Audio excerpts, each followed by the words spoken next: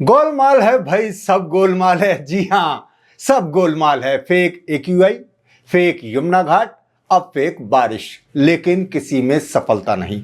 मेरी चोरी पकड़ी जाती जब रोशन होता दिमाग। जी हां, दिल्ली की रेखा गुप्ता अपनी सरकार फेक आंकड़ों के जरिए चलाना चाहती हैं, लेकिन इसमें वे फेल हो जा रही हैं। उनका झूठ बार बार पकड़ा जा रहा है। अब आर्टिफिशियल रेन यानी कृत्रिम बारिश के मामले में तो वो बुरी तरह फेल और फ्लॉप हो गई हैं, लेकिन फिर भी डिटाई देखिए।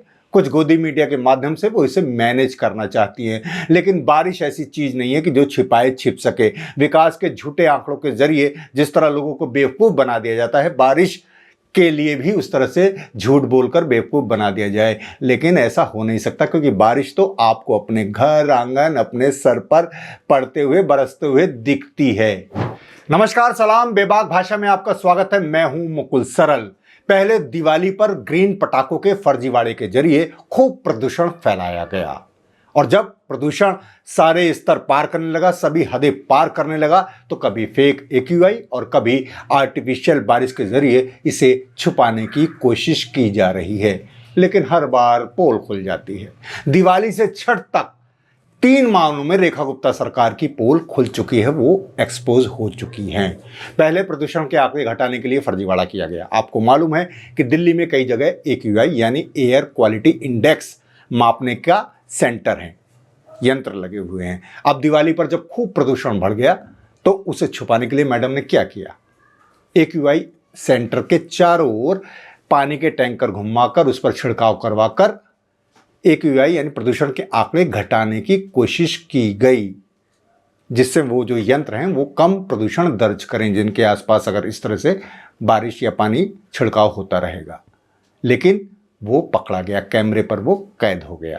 इसके जरिए रेखा गुप्ता सरकार ये बताना चाहती थी कि देखिए, हम अरविंद केजरीवाल से भी बड़े हिंदू हैं। हमने दिवाली पर पटाखे भी छुड़वाए और देखिए प्रदूषण भी नियंत्रित कर लिया। और केजरीवाल लगातार इस तरह का झूठ बोलते रहते थे, लेकिन देखिए हमारी सरकार, जब दिवाली और दिवाली के बाद प्रदूषण का सच सामने आ गया, रेखा गुप्ता सरकार का झूठ खुल गया, पोल खुल गई, तब उन्होंने क्या किया? उन्होंने सोचा अब छठ को माध्यम बनाया जाए और ये दावा करने की कोशिश की कि यमुना साफ कर दी गई। इसके लिए उन्होंने क्या किया? उन्होंने यमुना पर एक नकली घाट बनवाया, जिसमें पीने का यानी फिल्टर पानी भरवा दिया गया, और कहा कि देखिए यमुना किस तरह साफ हो गई और व्रती इसमें व्रत कर सकते हैं, अर्घ दे सकते हैं सूरज को। लेकिन वो भी चोरी कैमरे पर, फर्जीवाड़ा कैमरे पर पकड़ा गया। चारों तरफ छीछा लेदर होने लगी। उसे भी गोदी मीडिया के माध्यम से मैनेज करने की कोशिश की है, लेकिन नहीं हो पाया। तब उन्होंने कृत्रिम बारिश का ये पूरा शगुफा उछाला, पूरा एक नाटक ड्रामा रचा। लेकिन करोड़ों खर्च करके भी दिल्ली की धरती पर, दिल्ली के आसमान से एक बूंद नहीं टपकी। इसका खुलासा बेहतरीन तरीके से आम आदमी पार्टी के नेता सौरभ भारद्वाज ने किया। वे जैसे छठ पर नकली यमुना घाट पर पहुंच गए और उसे अपने कैमरे में कैप्चर करके सारी सच्चाई सबके सामने रख दी, उसी तरह बिल्कुल रिपोर्टर के अंदाज में वो दिल्ली की अलग अलग जगहों में भाग भाग कर, जहां ये दावा किया जा रहा था कि वहां कृत्रिम वर्षा कराई जाएगी या कराई गई है, वो वहां पहुंचकर उन्होंने सच्चाई सबके सामने रख दी। देखिए ये वीडियो। 4:30 बज चुके हैं।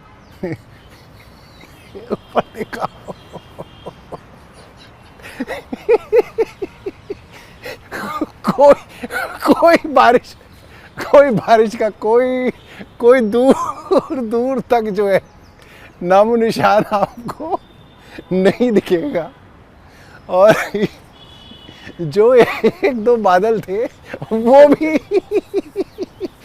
भी इन्होंने उड़ा दिए। सौरभ भारद्वाज एक जगह से दौड़कर दूसरी जगह गए और कैमरे के जरिए दिखाया कि सच्चाई क्या है, कि एक बूंद नहीं टपकी है।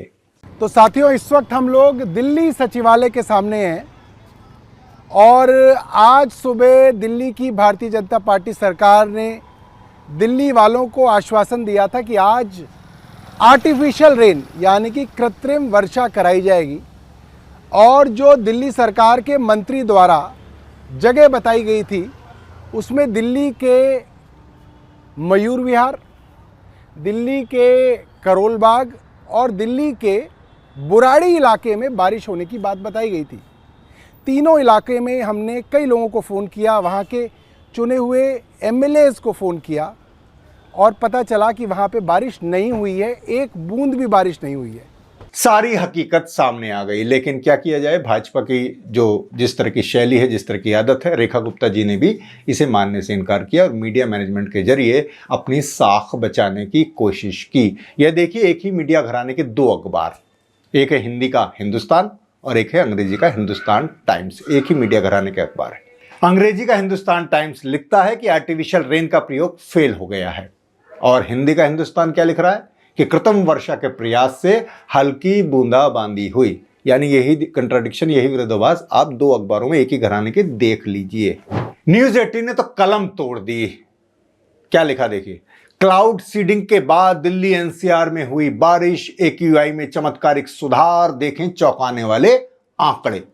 अब आप असली आंकड़े भी देख लीजिए। सौरभ भारद्वाज ने आईएमडी के ही आंकड़े जारी कर दिए कि दिल्ली में कहीं कोई बारिश नहीं हुई। ये बारिश का आंकड़ा है। और एक्यूआई यानी वायु प्रदूषण में कितनी कमी आई, इसके चमत्कारिक आंकड़े भी आप देख लीजिए। ये देख लीजिए अपनी स्क्रीन पर, 29 अक्टूबर के दिन की ही ब्रेकिंग न्यूज है, जिसमें एक्यूआई यानी प्रदूषण का स्तर खतरनाक स्तर तक बढ़ गया है। तो ये थी कृत्रिम बारिश की हकीकत और ये थी प्रदूषण के आंकड़ों की हकीकत। आपको मालूम है कि इस नकली बारिश या कृत्रिम वर्षा के लिए कितने रुपए खर्च किए गए? करीब 1 करोड़ रुपए से भी ज्यादा रुपए खर्च किए गए। और नतीजा क्या हुआ? सूखा सूखा सूखा, प्रदूषण प्रदूषण प्रदूषण, वही हाल है। इस बारिश के लिए एयरक्राफ्ट के जरिए बाकायदा क्लाउड सीडिंग की गई थी और नमक और सिल्वर आयोडीन के फ्लेयर्स के जरिए कृत्रिम बादल बनाने की कोशिश की गई थी, लेकिन ये प्रयास सफल नहीं हुआ। आईआईटी कानपुर के डायरेक्टर मणिंद्र अग्रवाल ने बताया एनडीटीवी को कि यह परीक्षण सफल नहीं हुआ, और क्योंकि एयरक्राफ्ट के जरिए जो फ्लेयर्स दागे गए उनके कारण बारिश नहीं हुई। उन्होंने बताया कि दिल्ली में 28 अक्टूबर को क्लाउड सीडिंग के लिए 2 उड़ानें भरी गईं, एक दोपहर के समय और दूसरी शाम के समय। इसमें कई फेज रहे। इस दौरान कुल 14 फ्लेयर्स दागे गए। फ्लेयर्स दागे जाने के बाद एयरक्राफ्ट मेरठ लौट आया, लेकिन बादल नहीं बरसे, बारिश नहीं हुई।